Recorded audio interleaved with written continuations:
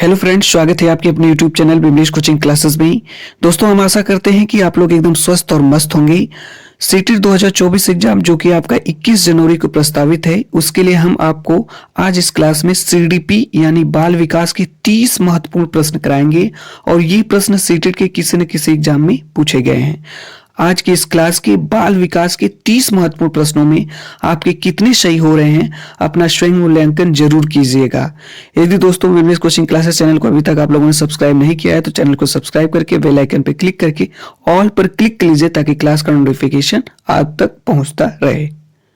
पहला प्रश्न हमारा है, किसने सबसे पहले बुद्धि परीक्षण का निर्माण किया? पहला ऑप्शन है एल्फ्रेड बिने, दूसरा ऑप्शन है चार्ल्स एडवर्ड स्पीयरमैन, तीसरा ऑप्शन है रॉबर्ट स्टेनरबर्ग और चौथा ऑप्शन है डेविड वैसलर। तो आप लोग बताइएगा किसने सबसे पहले बुद्धि परीक्षण का निर्माण किया? एल्फ्रेड बिने ने किया कि चार्ल्स एडवर्ड स्पीयरमैन ने कि रॉबर्ट स्टेनबर्ग ने कि डेविड वेसलर ने? तो इसका ऑप्शन शायद आप लोग सेलेक्ट कर लिए होंगे अपने मन में, कौन सा ऑप्शन सही होगा। इसका पहला ही ऑप्शन सही हो जाएगा, एल्फ्रेड बिने ने ही सबसे पहले बुद्धि परीक्षण का निर्माण किया। अब हम लोग चलते हैं अगले प्रश्न पे।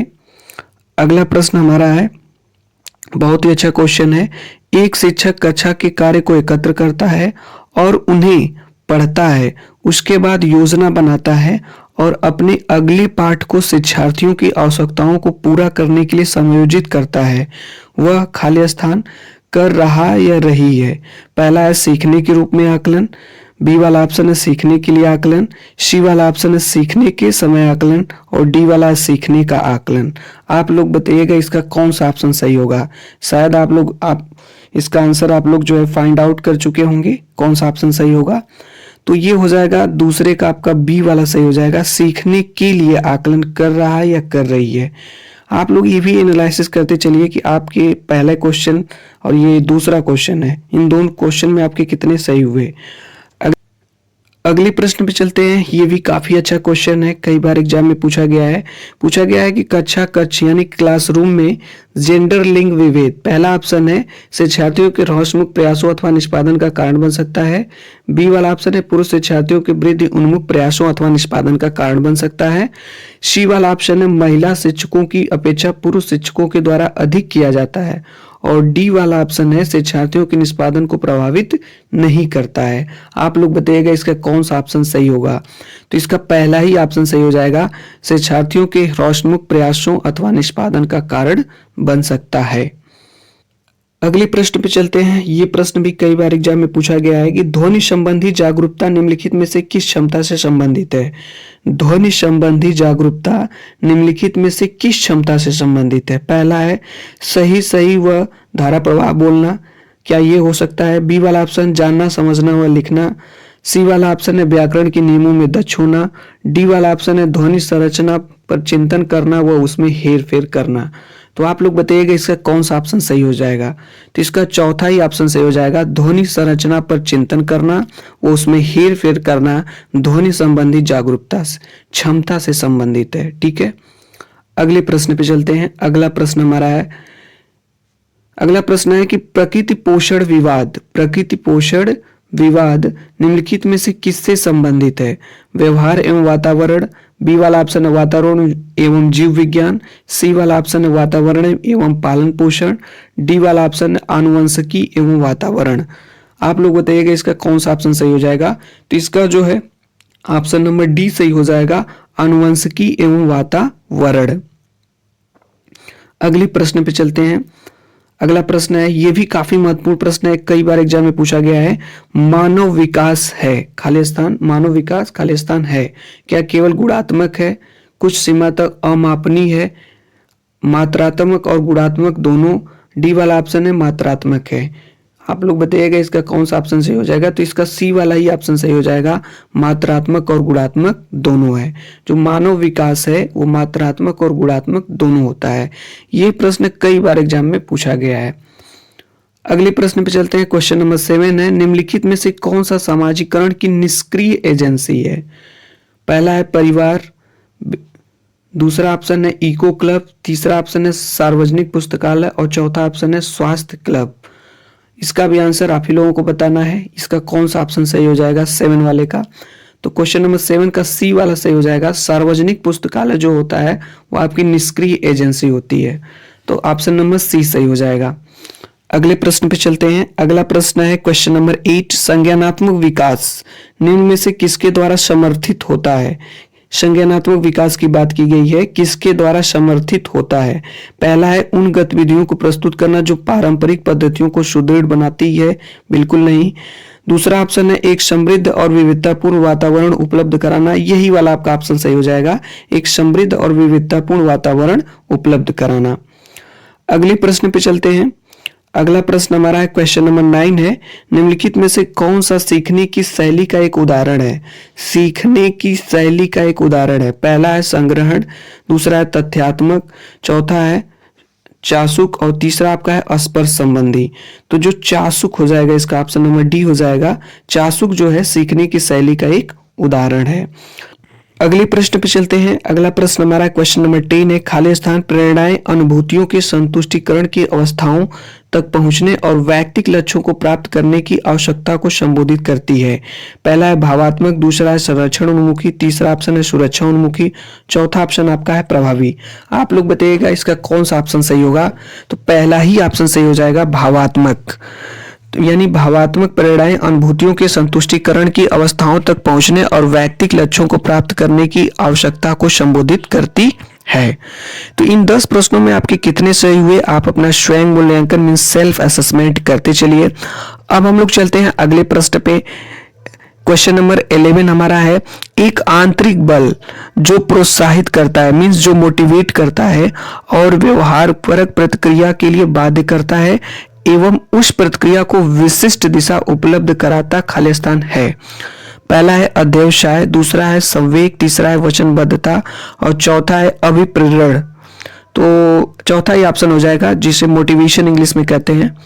अगले क्वेश्चन पे चलते हैं। अगला प्रश्न हमारा है क्वेश्चन नंबर 12 है, निम्नलिखित में से कौन सा कारक अधिगम को सकारात्मक प्रकार से प्रभावित करता है। कौन सा कारक अधिगम को सकारात्मक प्रकार से प्रभावित करता है। पहला है सहपाठियों से प्रतियोगिता, दूसरा ऑप्शन है अर्थपूर्ण संबंध, तीसरा ऑप्शन है माता पिता की ओर से दबाव और चौथा है अनुत्तीर्ण हो जाने का भय। सकारात्मक पॉजिटिव पूछा गया है। तो क्वेश्चन नंबर 12 का कौन सा ऑप्शन होगा आप लोग बताइएगा। तो बी वाला सही हो जाएगा, अर्थपूर्ण संबंध। ठीक है, बाकी सब आपके निगेटिव आंसर है। ठीक है, निगेटिव ऑप्शन है इसमें। ठीक है, तो बी वाला ऑप्शन सही हो जाएगा, अर्थपूर्ण संबंध। अगले प्रश्न पे चलते हैं। अगला प्रश्न हमारा है 13 है, प्रतिभाशाली शिक्षार्थियों को खाली स्थान से जुड़े प्रश्नों पर अधिक समय देने के लिए कहा जा सकता है। प्रतिभाशाली शिक्षार्थियों को खाली स्थान से जुड़े प्रश्नों पर अधिक समय देने के लिए कहा जा सकता है। पहला है समझ, दूसरा ऑप्शन है सृजन, तीसरा ऑप्शन है विश्लेषण, चौथा ऑप्शन है स्मरण। आप लोग बताइएगा कौन सा ऑप्शन सही हो जाएगा। तो बी वाला ऑप्शन सही हो जाएगा, सृजन। सृजन से जुड़े प्रश्नों पर अधिक समय देने के लिए कहा जा सकता है। किसको? प्रतिभाशाली शिक्षार्थियों को। अगले प्रश्न पे चलते हैं। अगला प्रश्न हमारा है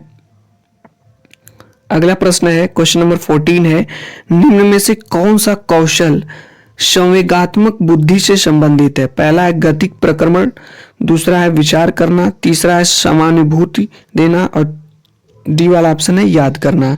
तो आप लोग बताइए कौन सा ऑप्शन सही हो जाएगा। तो सी वाला ऑप्शन सही हो जाएगा, समानुभूति देना। अगले प्रश्न पे चलते हैं। 15 नंबर का क्वेश्चन है, काफी अच्छा क्वेश्चन है। गणित से अधिगम निर्योग्यता का आकलन निम्न में से किस परीक्षण द्वारा सर्वाधिक उचित तरीके से किया जा सकता है।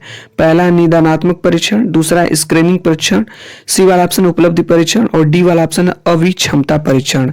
तो आप लोग बताइएगा इसका कौन सा ऑप्शन सही हो जाएगा। आपको हम टाइम दे रहे हैं, आप लोग इसका आंसर सेलेक्ट कर लिया करिए कौन सा सही है। तो ए वाला ही ऑप्शन सही हो जाएगा, निदानात्मक परीक्षण। अगली प्रश्न पे चलते हैं। बहुत ही अच्छा क्वेश्चन है, कई बार एग्जाम में यह भी पूछा गया है। इसको आप लोगों को बताना है। प्रभावपूर्णता, व्याख्या, मौलिकता और लचीलापन खाली स्थान के साथ संबंधित तत्व है। पहला ऑप्शन है गुण, दूसरा ऑप्शन है अपसारी चिंतन, तीसरा ऑप्शन है त्वरण, चौथा ऑप्शन है प्रतिभा। आप लोग बताइएगा इसका कौन सा ऑप्शन सही होगा। तो इसका जो है बी वाला ऑप्शन सही हो जाएगा, अपसारी चिंतन। तो अब तक हम लोग 16 प्रश्न कर चुके हैं। आप लोग अपना स्वयं मूल्यांकन करते चलिए कि इन 16 प्रश्नों में आपके कितने सही हुए। अब हम लोग चलते हैं अगले प्रश्न में। ये सभी प्रश्न काफी महत्वपूर्ण हैं क्योंकि कई बार एग्जाम में पूछे गए हैं। 17 नंबर को देखते हैं। सभी के लिए विद्यालयों में सभी की शिक्षा निम्नलिखित में से किसके लिए प्रचार वाक्य हो सकता है? बहुत ही आसान क्वेश्चन है। सभी के लिए विद्यालयों में सभी की शिक्षा निम्नलिखित में से किसके लिए प्रचार वाक्य हो सकता है? पहला है समावेशी शिक्षा, दूसरा ऑप्शन है सहयोगात्मक शिक्षा, तीसरा है पृथक शिक्षा और चौथा ऑप्शन है सशक्तिशील शिक्षा। तो पहला ही ऑप्शन सही हो जाएगा, समावेशी शिक्षा।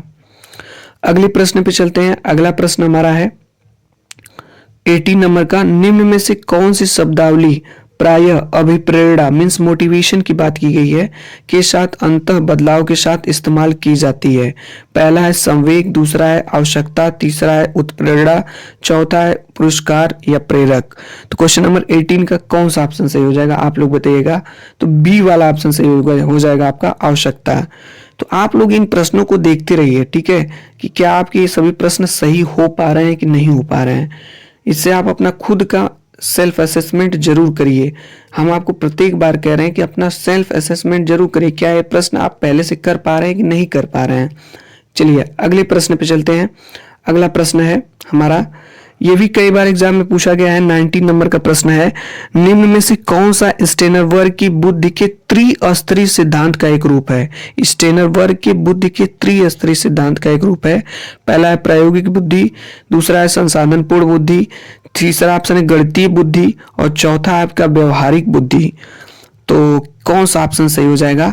ऑप्शन नंबर डी सही हो जाएगा। स्टेनर वर्ग की बुद्धि के त्रिस्तरीय सिद्धांत का एक रूप है व्यवहारिक बुद्धि। अगले प्रश्न पे चलते हैं। यह भी काफी अच्छा क्वेश्चन है।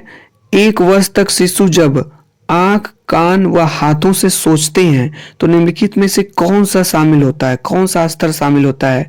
पहला है पूर्व संक्रियात्मक स्तर, बी वाला है इंद्रिय जनित गामक स्तर, सी वाला है अमूर्त संक्रियात्मक स्तर, डी वाला है मूर्त संक्रियात्मक स्तर। तो जब 1 वर्ष तक बच्चे, जब शिशु जो होते हैं वो आंख, कान व हाथों से सोचते हैं तो वह जो स्तर होता है वह इंद्रिय जनित गामक स्तर होता है। यह ऑप्शन नंबर बी सही हो जाएगा।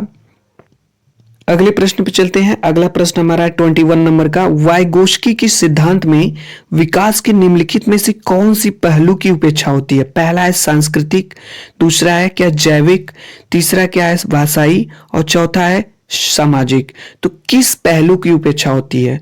तो जैविक, ऑप्शन नंबर बी सही हो जाएगा। अगले प्रश्न पे चलते हैं। अगला प्रश्न है काफी अच्छा क्वेश्चन ये भी है। छात्राएं अपनी उम्र के लड़कों की तरह गणित में अच्छी हैं। देखिए सीटेट के जब भी आप प्रश्नों को सॉल्व करिए तो आपको हमेशा पॉजिटिव आंसर ही सिलेक्ट करना है। पॉजिटिव जो ऑप्शन रहेगा उसी को आपको जो है सेलेक्ट करना है, नेगेटिव ऑप्शंस को नहीं। यहाँ पे देखिए दिया गया अपनी उम्र के लड़कों की तरह गणित में अच्छी हैं, बिल्कुल हो सकता है ऑप्शन यही सही होगा। देखिए बी वाला क्या हो जाएगा?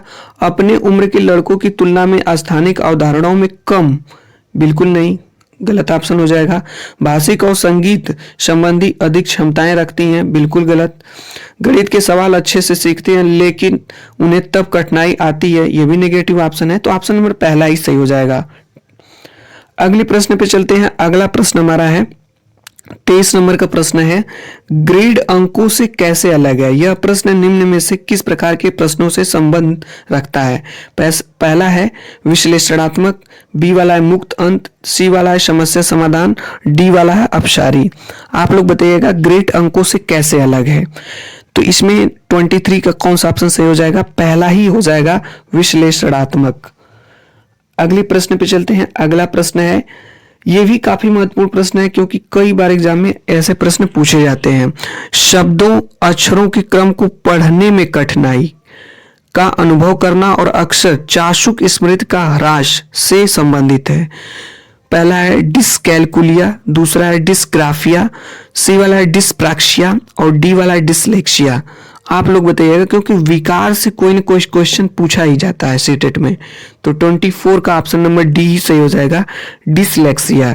डिसलेक्सिया क्या होता है? पढ़ने में कठिनाई होती है। अगले प्रश्न पे चलते हैं। अगला प्रश्न हमारा है 25 नंबर का। रिया कक्षा में पिकनिक तय करने हेतु ऋषभ से सहमत नहीं है। वह सोचती है कि बहुमत के अनुकूल बनाने के लिए नियमों का संशोधन किया जा सकता है।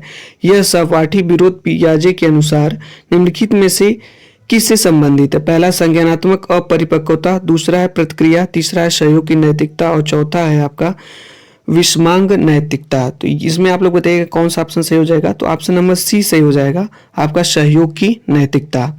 अगले प्रश्न पे चलते हैं। अगला प्रश्न हमारा है 26 नंबर का। ये भी काफी अच्छा प्रश्न है। वे शिक्षक जो विद्यालय आधारित आकलन के अंतर्गत कार्य करते हैं, वे शिक्षक जो विद्यालय आधारित आकलन के अंतर्गत कार्य करते हैं, उन्हें प्रत्येक शिक्षार्थियों को प्रत्येक विषय में परियोजना कार्य देना पड़ता है। निगेटिव ऑप्शन है, नहीं चलेगा।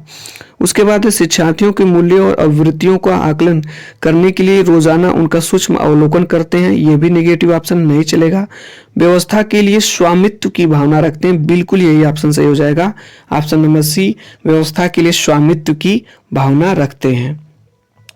अगले प्रश्न पे चलते हैं। अगला प्रश्न भी है काफी अच्छा प्रश्न है, ये भी है 27 नंबर का। एल्बर्ट बेंड्यूरा के सामाजिक अधिगम के सिद्धांत के अनुसार निम्नलिखित में से कौन सा सही है?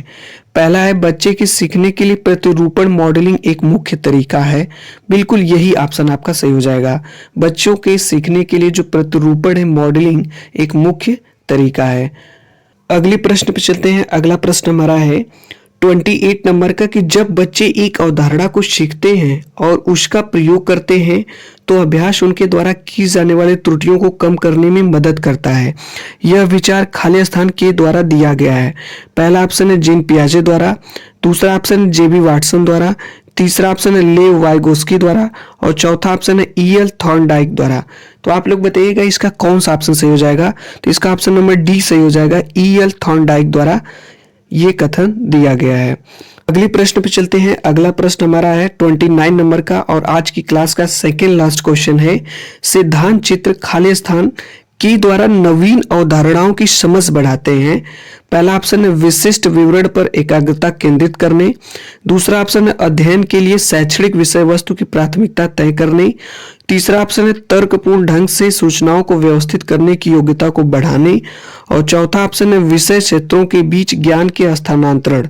तो तीसरा वाला ऑप्शन ही सही हो जाएगा, सी वाला, तर्कपूर्ण ढंग से सूचनाओं को व्यवस्थित करने की योग्यता को बढ़ाने में। अगले प्रश्न पे चलते हैं। आज की क्लास का अंतिम प्रश्न है निगमनात्मक तर्कणा में शामिल है या है? पहला है विशिष्ट से सामान्य की ओर तर्कणा, बी वाला ऑप्शन है ज्ञान का सक्रिय निर्माण और पुनर्निर्माण, सी वाला ऑप्शन अन्वेषण परक सीखना और स्वतः खोज परक संबंधी पद्धतियां और डी वाला ऑप्शन है सामान्य से विशिष्ट की ओर तर्कणा। यानी कि निगमनात्मक तर्कणा में शामिल है, तो चौथा ये वाला ऑप्शन हो जाएगा सामान्य से विशिष्ट की ओर।